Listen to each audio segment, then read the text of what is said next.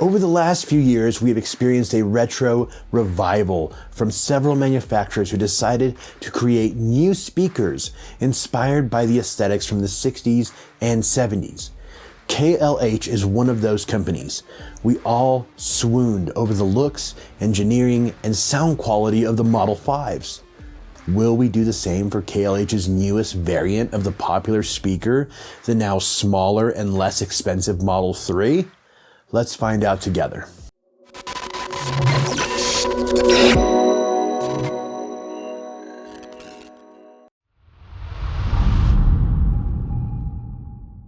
Hello friends, I'm Mike, the hi-fi guy behind Audio Arkitekts. If you're already subscribed, you're a legend. Thank you.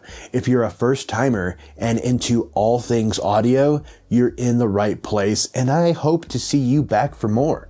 The task at hand today is to give you my subjective opinion, speaker measurements, and an overall idea and thoughts on the new KLH Model 3 bookshelf speakers. So let's jump right in. If you haven't seen my previous video on the KLH 5s, I go over the company's history and culture and feature a lot of information you may find pretty cool. In this video, I will just cut to the chase and give you what you want in case you are considering purchasing these speakers sometime soon.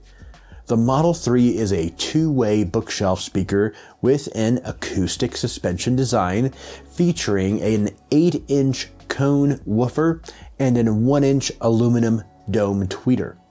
Cut from the same cloth as its larger counterpart, the Model 5, the Model 3 features a sealed cabinet design made from a thick MDF, a magnetically attached linen grille, and a pair of elegant 5-way binding posts.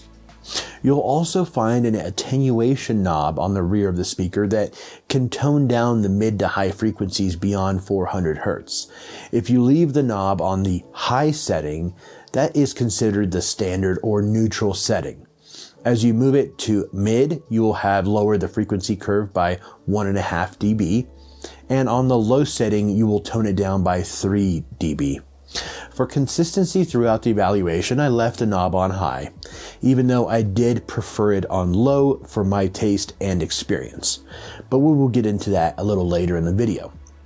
The design and engineering of the Model 3s allow for a reported frequency response of 46 Hz to upwards of 20 kHz, an in-room sensitivity of 88 dB, and an impedance of 6 ohms. However, the speaker is reported to reach down to 3.7 ohms.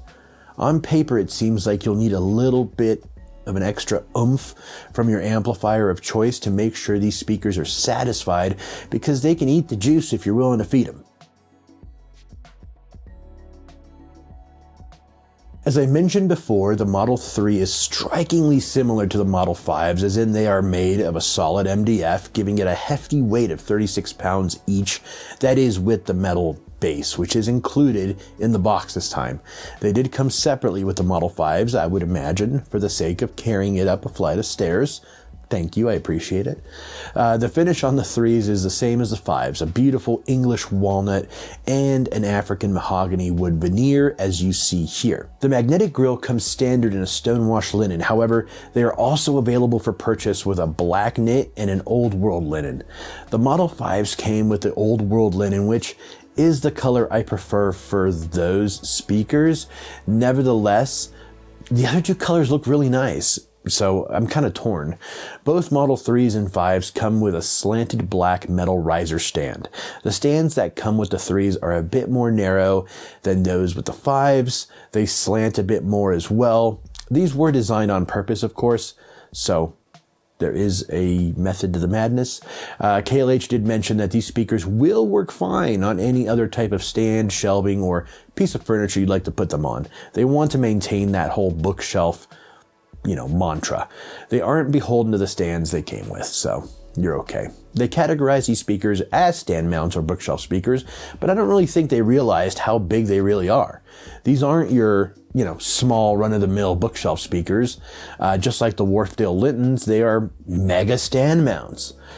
I have now dubbed that phrase, and now it's mine, so nobody can use it.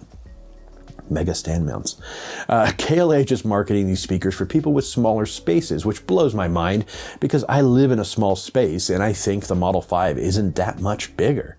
They both take up almost the same floor space, so that's something else to consider unless you have 3-foot ceilings and need to save the space.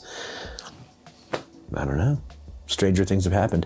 Okay, so now that you have a better idea of what we are working with, let's go over the measurements. So I did two different sweeps. The blue line represents a near field measurement and the green line an in-room measurement. They both were reasonably consistent with one another, considering my room hasn't been treated yet, hopefully soon. Aside of course from my audiophile grade popcorn ceilings provided by Snake Oil Research.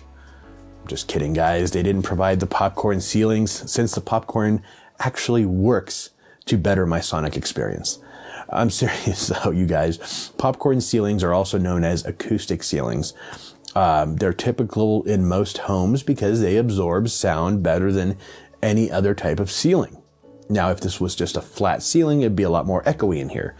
One of the reasons it absorbs sound is its increased surface area due to the raised bumps that help to muffle noise. So, I got free acoustic treatments in this rental deal. Enough funny haha, back to the measurements. We will focus on the in-room since that's what I was hearing. I don't typically listen to music 6 to 12 inches from the speaker.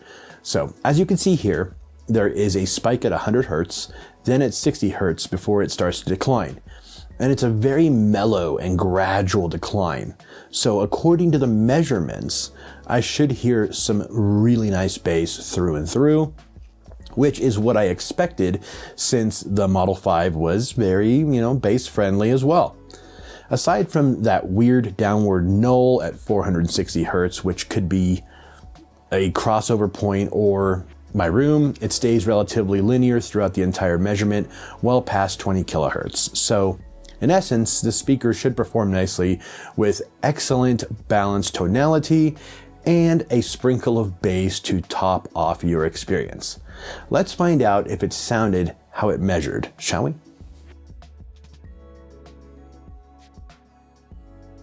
To test these speakers, I used a variety of components aside from my usual audio arsenal to make sure I had every single variable covered. The KLH Model 3s didn't stray too far from their big brother, the Model 5s, since they had an incredible impact that I could not ignore. The bass was tactile and just perfect. It's an instance where you don't feel like you need a subwoofer in the room because the bass was fantastic.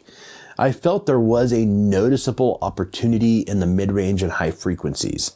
I found them to be a bit too forward for me and in some instances a bit fatiguing.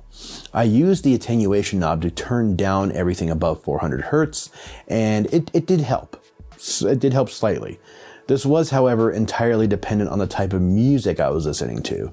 It fared much better with specific genres than others. Just like any other speaker would. But there was a sense of great detail, though, when I played Yoshi Harukawa's track Bubbles. At this point is where the extraordinary detail from the speakers was able to provide an enjoyable experience. After changing a few amplifiers, I settled on the Lingdorf TDAI 1120 as my most favorable match for these speakers. Since the tonality on that amplifier is inherently kind of mellow and smooth, kind of made it sound a little bit better. I used the Premier Prisma MP5 music streamer and the Premier DD15 CD transport with the Dana Frips Pontus 2 DAC, which I recently just reviewed. Hit it. Once I had it all dialed in, I was able to experience the expanse of the soundstage everyone's been absolutely raving about. They imaged incredibly well, surprisingly well. The speaker's positioning didn't have much of an effect on the overall listening experience either, making them pretty versatile. I felt the Model 3s did share a fair amount of characteristics with the Model 5s. Still, with the Model 5s, the mid-range driver does take a lot of the heavy lifting from that 1-inch aluminum dome tweeter that seems to be working a little overtime on the Model 3s. I can't imagine it'd be easy to build a speaker with an 8-inch bass driver that delivers deep bass, well, as deep as it does, and expect it to have a prominent and intelligible mid-range when you're going from 8 inches to 1 inch. Even though this 8-inch driver with its pleated surround is inherently meant to work more in the full range arena, it still fell a bit short. The Model 5 has a clear advantage. Perhaps I'm spoiled because the Model 5's mid-range driver creates a more complete experience. I also compared the Model 3s to my Dolly Oberon 3s, which are similar in price, and they're both considered bookshelf speakers. I did feel the Oberon 3s had a better grasp on the mids and highs, yet since that genius acoustic suspension design of the Model 3s, the bass was much more prominent on the Model 3s. So to bring this review to a close, I want to say that every system is different, you guys. Every room is different, and every ear hole is different. My subjective review, or anyone else's, shouldn't be gospel when making a purchasing decision. This is why I implement measurements to ensure there is a strong dose of objectivity within these reviews. Now, when you find a reviewer who, likes a lot of the similar products that you enjoy, that's where you can kind of develop somewhat of a trust threshold where you can then take subjective reviews a bit more to heart and a bit more seriously when making a purchase. I think the KLH Model 3s are a compact version of the Model 5s.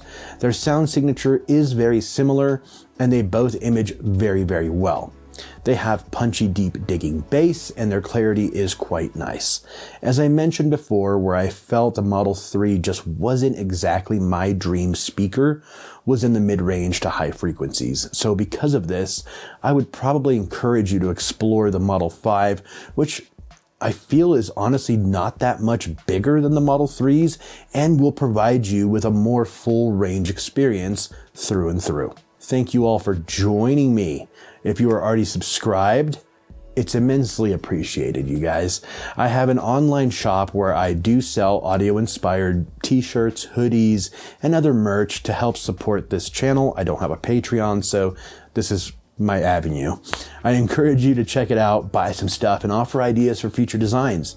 If you're new to Audio Arkitekts and to my channel, and you like it so far, I urge you to check out some of my other videos to see if my channel is the right fit for you, and I would love for you to hit that thumbs up and end up subscribing and joining me on my voyage in hi-fi. Thank you again for spending some of your day with me. Take care, and I will see you very soon.